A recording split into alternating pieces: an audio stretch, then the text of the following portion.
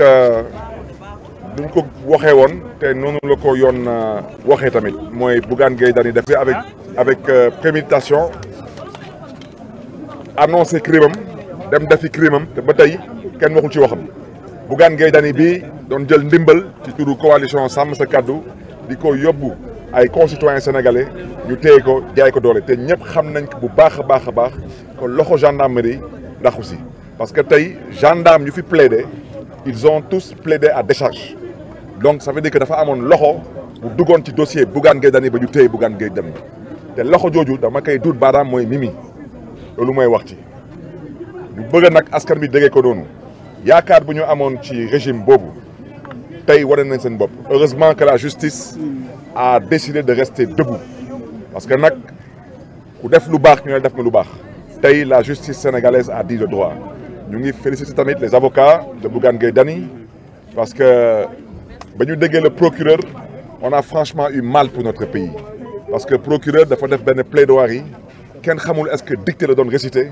wala kenn xamul est-ce que da doon wax ay wax yu jóge d'une autre planète parce que lu Bougane def ñëpp a ko gis ñëpp ci teg seen bët suba nag incha allah dinañ commencer suñu campagne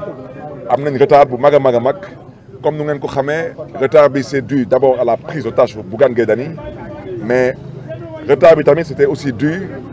à l'attaque contre le siège de Sàmm Sa Kàddu daanaka lépp lu ñu dajale woon ci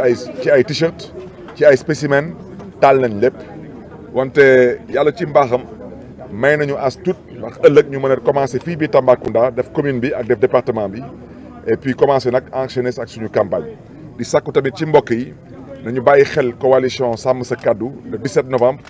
ñuy sakku ci askanu Sénégal ñu sànjil seen xob coalition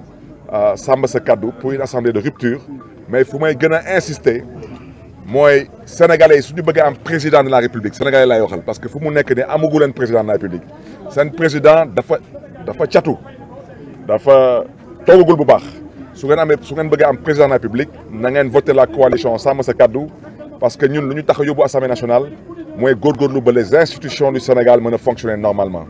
di gërëm ñëpp di sant ñëpp jërë ngeen jëf. monsieur le maire ginnaaw bu ñu libéré Bougane léegi da ngeen di continuer def campagne bu day dem noppalu. non dañuy des tey fii Tambacounda fanaan Tamba suba suñu yeewoo suba incha allah ñu commencé suñu campagne ci jàmm ak salaam te di remercier tamit toute l'intercoalition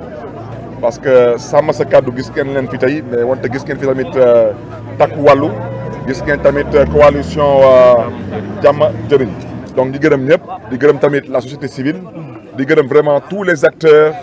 qui prônent pour l'avancée de la démocratie sénégalaise te tey ñu ñëwoon tey fii fësal seen cofeel ci démocratie ñu leen di gërëm leen di sant. En français, quel est le sentiment qui vous anime au sortir de ce procès? Mais c'est d'abord un sentiment de rendre grâce à Dieu parce que comme vous le savez la prison ce n'est pas un endroit pour des personnes qui cherchent à œuvrer pour le développement de leur pays. Nous voulons d'abord à l'entame de ce propos remercier toute l'intercoalition qui s'est mobilisée ici pour soutenir Bougane Gueye Dany. On ne pouvait pas attendre un autre verdict. Imaginez-vous un dossier qui n'avait même pas besoin d'être plaidé au tribunal. Les gendarmes ont tous plaidé à décharge.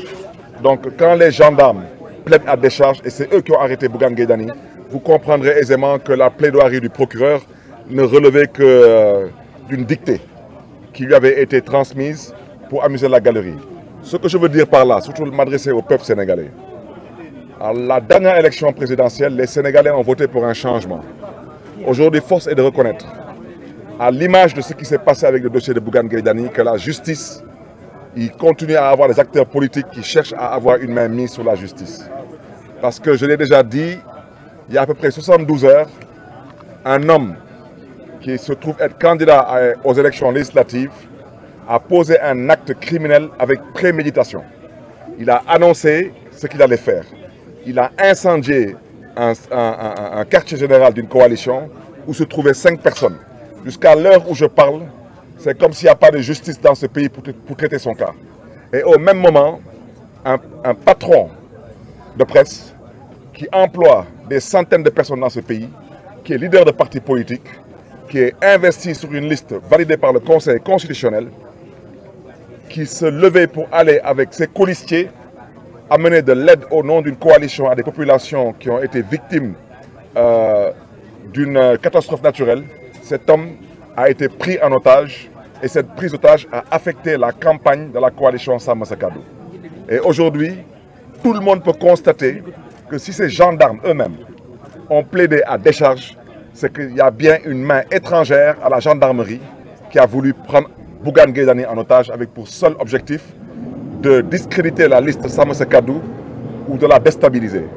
Nous félicitons la justice sénégalaise aujourd'hui qui a dit le droit, mais surtout qui a montré qu'elle a choisi de rester debout. Parce que dans un pays où il n'y a plus de justice, malheureusement, c'est l'anarchie qui prend le dessus.